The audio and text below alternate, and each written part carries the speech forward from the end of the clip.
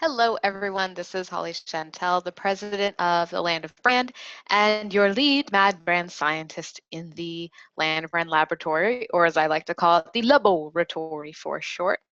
And if you've never joined us before, we meet every Wednesday, 12 o'clock Eastern, and we talk about different topics in branding. I strongly believe that you cannot grow your business and achieve the dream that you are striving for unless you consistently experiment, reflect, and adjust. That means trying new things, stepping out of your comfort zone in the right ways, and seeing what works for you and your type of business and what doesn't. And when you do that, it allows you to really expand your horizons and expand and innovate and just, build a business on your own terms. So that's what I want to bring to you every single week. And this is a live webinar, and there will be replays, but they'll be posted to the Land of Brand blog probably a couple weeks after the day they go live, because we're creating articles and got to set up the recording and all those things. So if you want to ask questions, then you got to be here in person, because we have a really great community here where at the end you guys will have the opportunity to ask questions if you have them, added to the discussion, and really we'll have kind of a two-way conversation here. If you see me looking over here, it's because I have a separate monitor where I can actually see your questions and that kind of thing.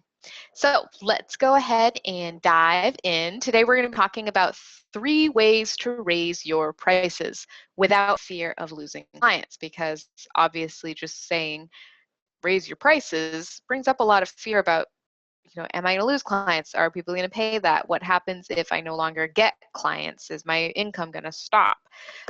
So the ways that we're going to share today, or I'm going to share today, are they all have a safety net so that you don't have to worry about that. And here's just, a little lesson in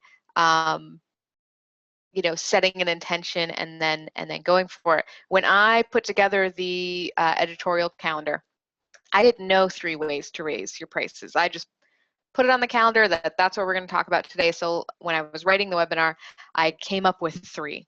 So this is something you can do in your business is, find a topic that you want to write about and share, and then, you don't have to know all of the information right at that moment. You can, plan it out for the future. All right, so pricing has got to be the biggest hullabaloo in business. Pricing is basically BS in the coaching world. We're just gonna start from the top right there, because it's really subjective. I cannot tell you, all of those courses that you see that the big gurus are offering. Why are they always like $9.97 marked down from $19.97? Or they all seem to have the same price point, no matter how much involvement there is in the course with them, how long they are, what the subject matter is. They all seem to fall in the same price points. Have you guys noticed that? That's because that's the price point that they have proven works for the type of launches that they're doing. But what happens is that the types of businesses, coming from the coaching world, we believe that that's the pricing that we need to follow. And it's BS, because really they're just pulling those numbers out of a hat and, making them work. And here's the thing is, you can also pull your numbers out of a hat and make them work no matter what they are. You could charge $5,000 for your month-long program, or you could charge $250 for your month-long program. What's going to happen is different things are going to happen depending on what price point you put yourself at. You're going to attract different people. You're going to have a different level of confidence, or confidence asking for a certain number, or feeling like that number is limiting you.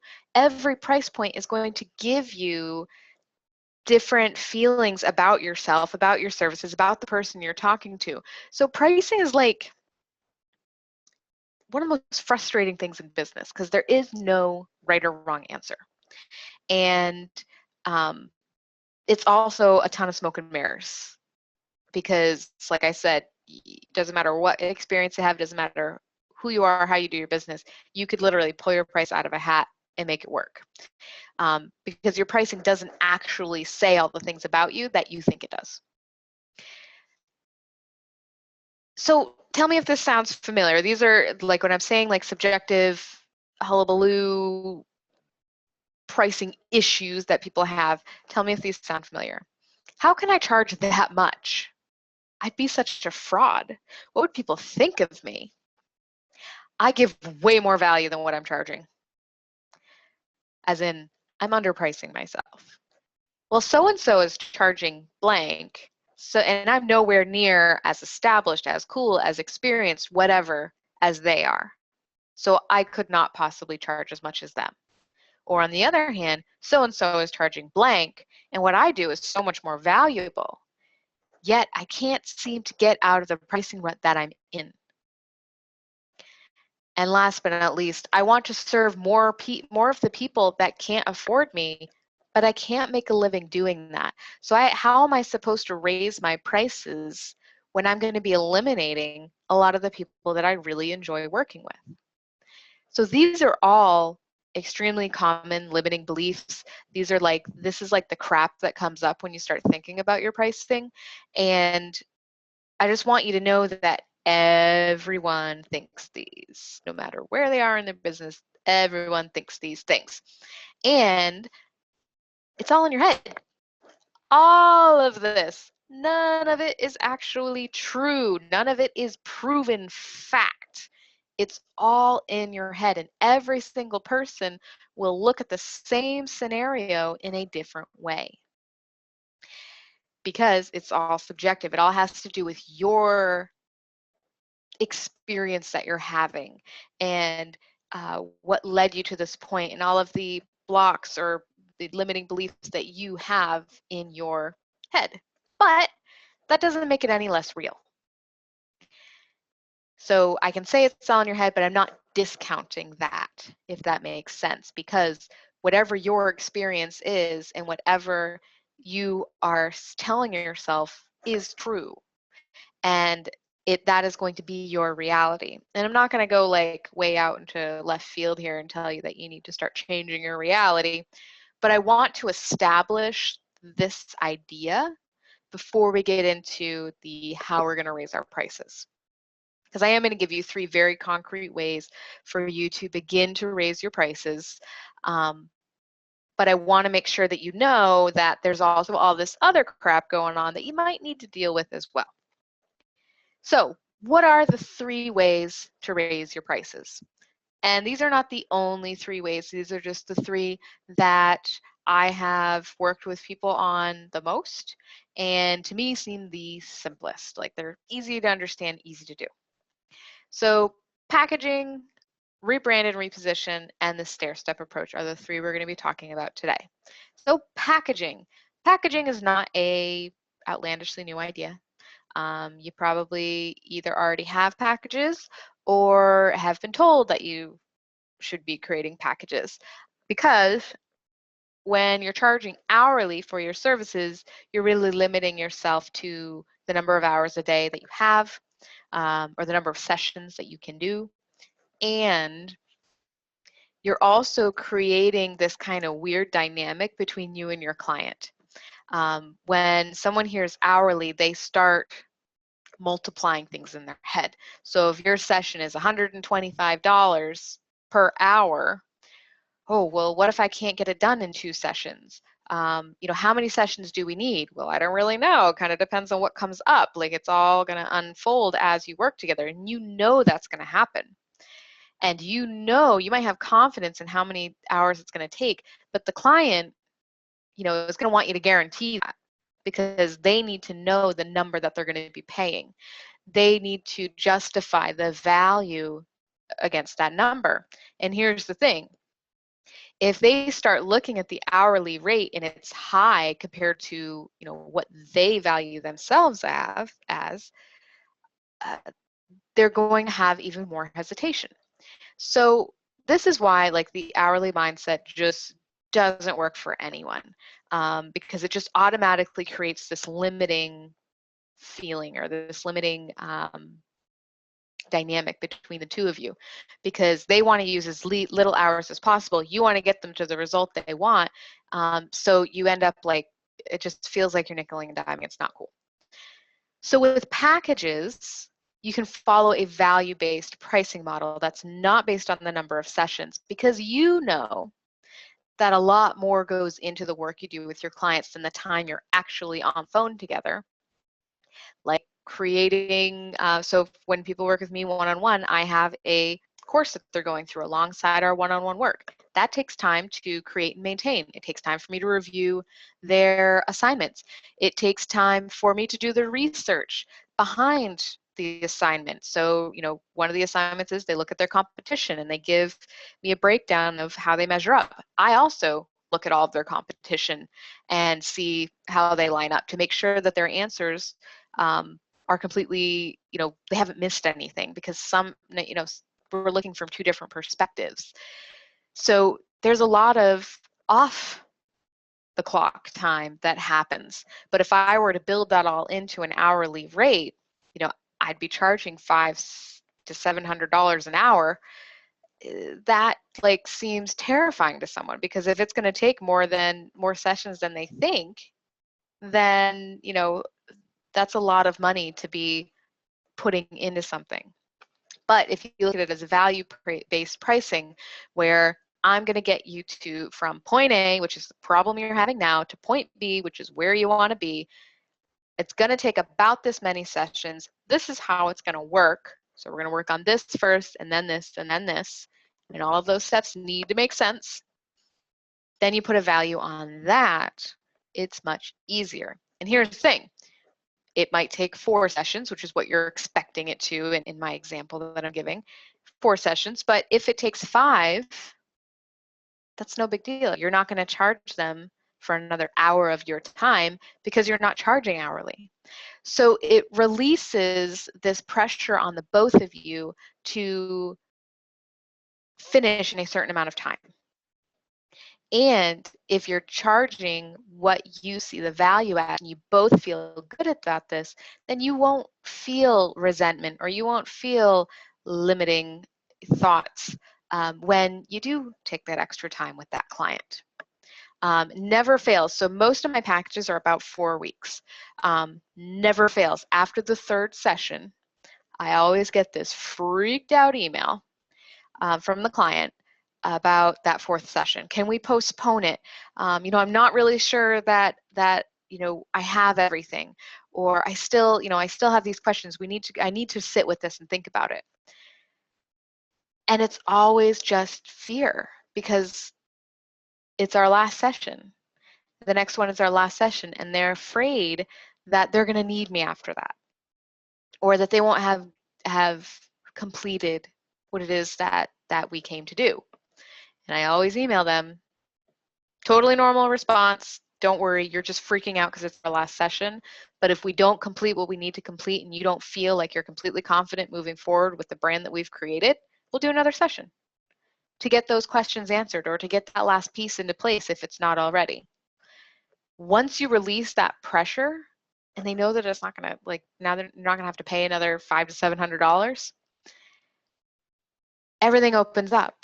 And that last session, again, 9 times out of 10 completes whatever it was that they were worried about. Because once you release that pressure, you can actually do better work. So by packaging, you can raise your prices because you're going to be on value-based pricing. You're going to leave more space and more you know, good energy between you to do even better work. And it's also just an easier way for you to make your products and your offerings more tangible, because you're showing them, you know, this is point A, this is point B, these are the steps we're going to take to get there. So that's your signature system. And when they see all that laid out and they see how it's going to work, versus, you know, we're going to do, you know, 4 sessions for an hour, and you know, it's going to cost this much. It's totally different mindset for both of you. So that's option 1, is packaging. The second option is rebranding and repositioning. So oftentimes that pricing to value mismatch that you might feel, so going back to those those thoughts at the beginning of, I provide way more value than I'm actually charging for, or how could I charge that? I look like a fraud, or so-and-so is charging this, and I'm not as experienced as them. I could never do this. I could never charge that. Oftentimes that's just a branding issue. So that mismatch that you're feeling that is making you want to change your prices is really just your brand. So what does that mean? So the wording that you're using to describe the problem and the result, so that point A to point B,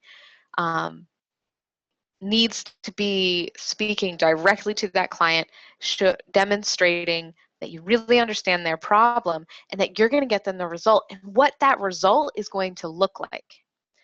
When you can describe that in a way that they get on board and are excited about it, pricing's easy.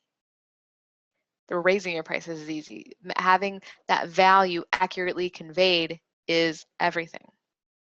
How to tailor the offer to a specific segment of your target audience. So again, that goes into the really being clear on what the problem is and how you're uniquely suited to solving it. The visual quality matching the service quality. So if you haven't been focusing on your website and the graphics that go along with everything, and it's looking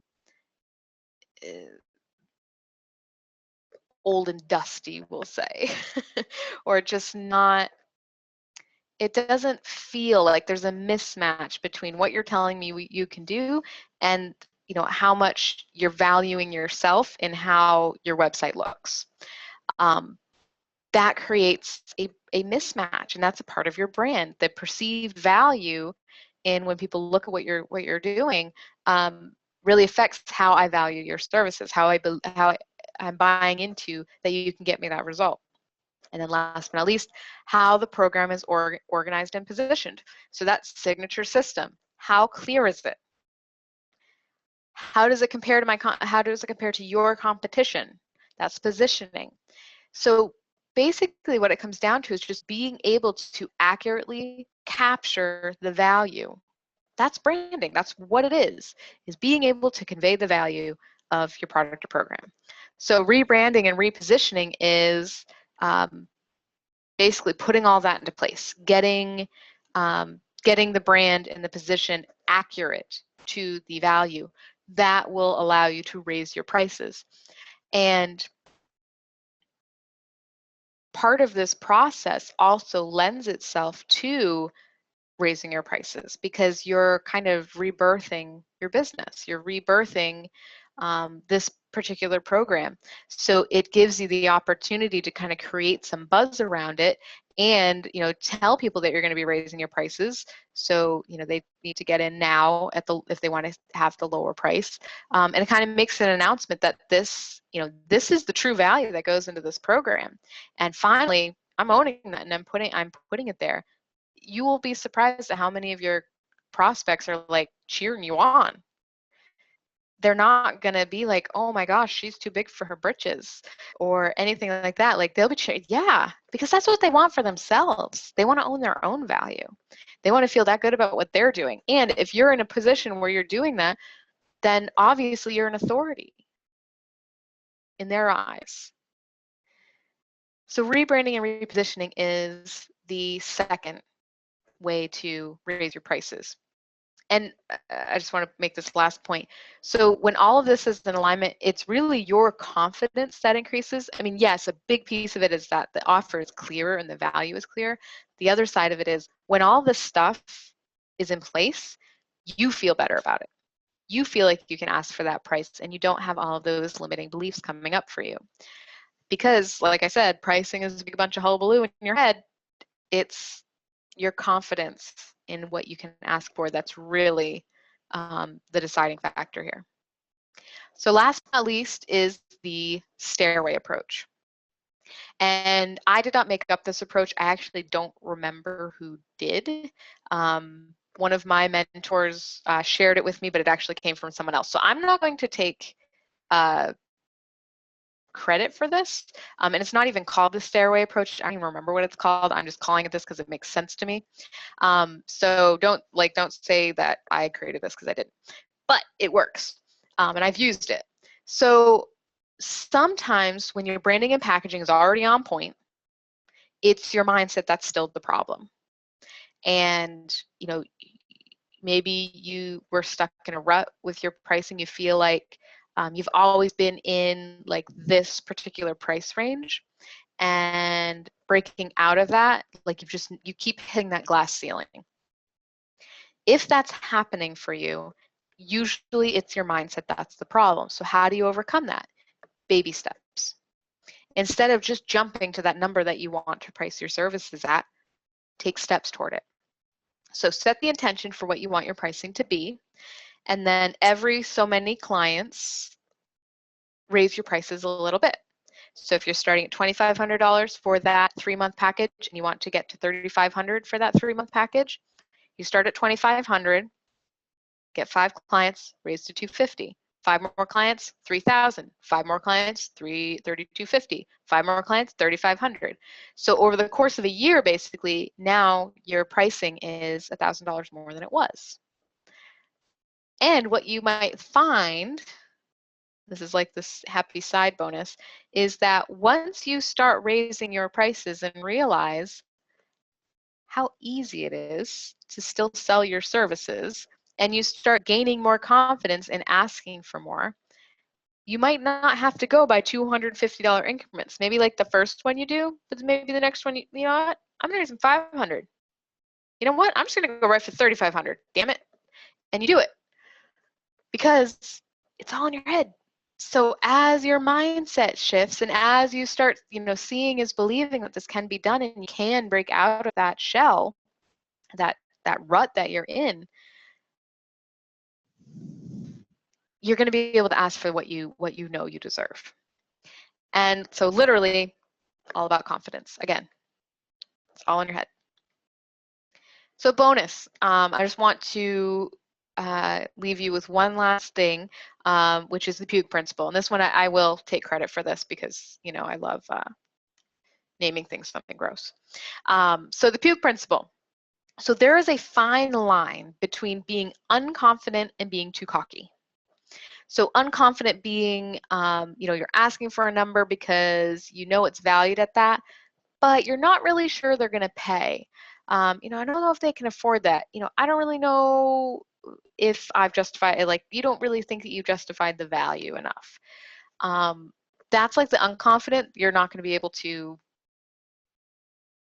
you're going to be too close to puking to be able to sell it at that price. The other side is being too cocky. And that happens a lot when you're underpricing yourself because you know that your services is valued so much higher than what it is you're charging that you deliver it that way. And you would think that the prospect would be like, oh my gosh, I'm getting like this huge deal. But no, you actually create almost like this negative, like this aggressive energy that makes them start to question things. They don't want to feel like, you're doing them a favor, or, maybe there are other options, or like they start to waffle a little bit. So if you don't feel like puking, you might be a little too cocky. Like if you're just delivering it like, this is what it is, and it is valued at so much more than that, it's still not going to work for you. So we need to find that happy balance between just being confident that this is the price. It's going to be a stretch for you to ask and a stretch for them to receive. They might get sticker shock at the beginning, and that's okay. And you guys will work it out. So you want to be like almost puking, if that makes sense. Like if you say your price and you're like, but you're not cowering or running out of the room or whatever, you're probably in a good place. So, okay, I went through everything on the slide. I wasn't actually reading the slide when I said all that, but it looks like I covered it all. So good beans, or cool beans. Yeah. All right. So in summary, and then if you guys have questions, there is a Q&A box on the bottom of your screen, as well as a chat box. You guys can ask questions there, or if you have something you'd like to add, an experience, whatever, please go ahead and type them there. If there's none by the time I get through this, then we will adjourn. So in summary, pricing is completely subjective, and most of the time it's either a branding issue or a confidence issue. But really, it's always a confidence issue. Sometimes it's a branding issue. Usually it's both. Your pricing should be slightly uncomfortable, but not enough that you puke on your shoes when you deliver it. So don't get too cocky about your pricing, because you're probably underpricing yourself, and you're going to create an energy imbalance. And yeah, you almost want to puke on your shoes. That means you're probably in a good place, and you'll get more comfortable with that pricing. Having it, like, starting with the puke principle and then feeling comfortable about it is a good place to be. Everyone pretty much wings their pricing. Everyone pulls it out of a hat. Literally, you can price your services however the heck you want. It's all on how you position it. So what does that look like for you? I would challenge you to, or encourage you, not challenge you, but encourage you to take a look at your pricing and your programs and feel into it. Does this feel right? Is this the right pricing? Or am I limiting myself due to some of those limiting beliefs that were in the beginning? And, you know, play with which one of these resonates with you? Which one of these ways of raising your pricing resonates with you? Packaging, rebranding and repositioning, so just getting clear on how you're communicating the value. Maybe you know that your website is not as clear as it could be, or in how you explain things on the phone is not as clear as it could be. If you're getting people on the phone to talk to you about your programs, but they're not signing up, chances are it's usually a branding problem. It's usually that those nuances in what and how you're saying things. That's the problem. And these are things I can help you with. So if you need help, let me know. And then last but not least, the stairway approach. So just raising them incrementally every certain number of clients. And if you hit a wall and you're not signing them up at a certain number, go back to the previous number and, you know, see what's going on, because usually it's a mindset thing. So what's happening in the land brand? So this is our first week with this new weekly schedule. I am committed to doing it for the next 2 months, because this weekly schedule is an experiment, as always. So I'm not going to promise that we're always going to be weekly, but I've committed to, for the next couple months, we're going to do it every Wednesday, 12 noon. If you go to the Land of Brand website and click on free webinars, I actually have the whole schedule through the end of August already on there. So you can mark your calendars, see which ones you want to come to. They're really good topics, by the way. If you want to ask questions or see how the topic relates to your business, then you want to be here live, because the replays will be posted about 2 weeks after they air live, because I'm basically repurposing this content. So this is something that you guys can take and use. What I'm using the LOBoratory for now, this is why we're switching to a weekly schedule, is this is how I'm creating content for my blog. We're going to share these slides on SlideShare. That's why you see, you know, when you go to my longer webinars, my one-off webinars, they're usually filled with a lot more pictures and creativity and da-da-da-da. LOBoratory are basically just text. That's for me to save time creating it. And it helps me stay focused. It helps me write an article with it. And I can also share them on SlideShare. So that's why they're structured a little bit differently. And that's, again, something you guys can take and use in your own business if you would like. The exception to the schedule being the first week of August. So I think it's August 2nd, that Wednesday. We're not going to have a session because I am renting a cabin in the Maine woods. I'm going to be completely alone so that I can write my book. I set a goal this year that I really want to write my book. I have all kinds of content. I've had a few false starts. So I'm just going to take a week and do it. So wish me luck. All right, and so I see that there's some questions. I just want to finish up here. So July 19th, 12 o'clock, that's our next session. We're going to be talking about the critical difference between a rebrand and a website refresh, because I think that there are some misconceptions between those two things. People think that redoing your website is a rebrand. It's not necessarily the case. Usually a rebrand will come with a website refresh, but they're not the same. And it's a very subtle difference, but it makes all the difference in what you do with that website refresh, and how much of an impact that actually has on your business. So we're going to talk about what that little subtlety is. Gigi says, good luck with your book. Thank you. And Sasha says, so you would say that for someone who rebrands, we can up-level the pricing right away. My pricing right now is maybe $3,000, but it definitely is still underpriced. So if I jumped to it, putting it at 4,000 mark, would that be a good positioning strategy, or still need a marketing component to help? So, Sasha, this is a really good question, and it is going to vary. It has a few different variables to it. So I can't say, yeah, raise your prices by $1,000, you'll be good, because I have not seen your website. I have not seen how well things are positioned. I don't know your market, what they will bear, and generally just upping them is maybe not a good idea. What I would suggest doing is, well, I guess what I would ask you is, are you selling things very comfortably at $3,000? If you're getting a lot of clients at that price point, then maybe do the stair-step approach. And if you feel like it's valued at $4,000, maybe you go from after 2 clients, you go to $3,500. After 2 or 3 clients, you go to the $4,000. That way, you're not just kind of out of the blue putting yourself to an entirely different price bracket. You're kind of easing into it so that you know that the market can bear that. Because I've done this before. So this is my experience. I'm not going to say it's going to be your experience, but I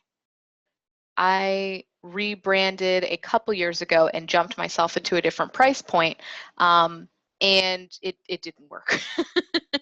And part of that was because the different price, and I know this looking back on it, the price point I had bumped myself into and the positioning that I had was not for the audience I had already in my community.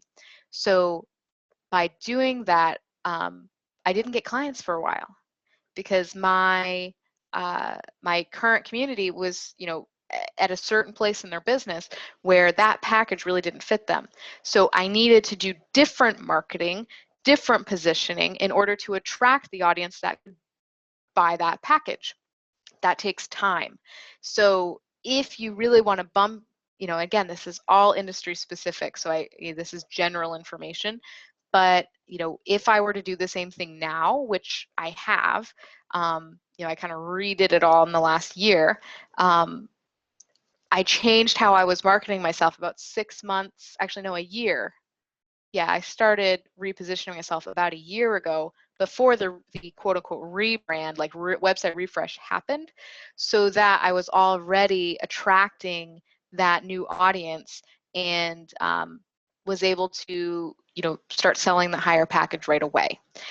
So it's not always something that's going to happen right on a dime. That's why rebrand and reposition is simple to say, but it might not be a flip a switch kind of thing. It all depends on your unique situation. So if you need to strategize about that, let me know. We can talk about setting up a session, or if that's something I can help you with, just email me, holly@thelandofbrand.com.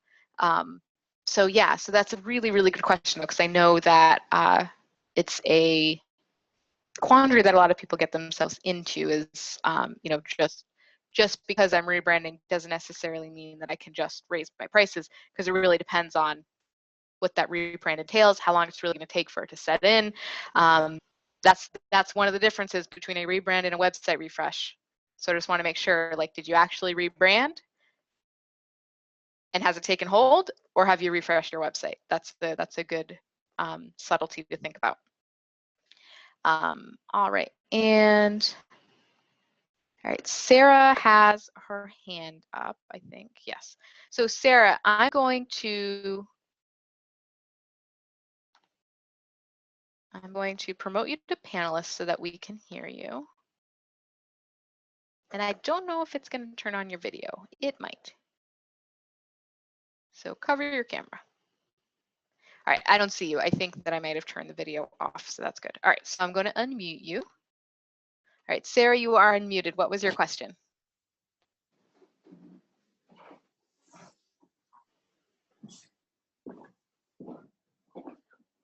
Are you there? I can hear you walking around. All right, maybe she accidentally raised her hand. Sarah, I'm going to lower your hand. Are you there? I am going to remute her. Oh, okay. Sarah, if you do want to ask a question, just go ahead and re-raise your hand. But that's everything. I don't see any more questions in the Q&A box or the chat.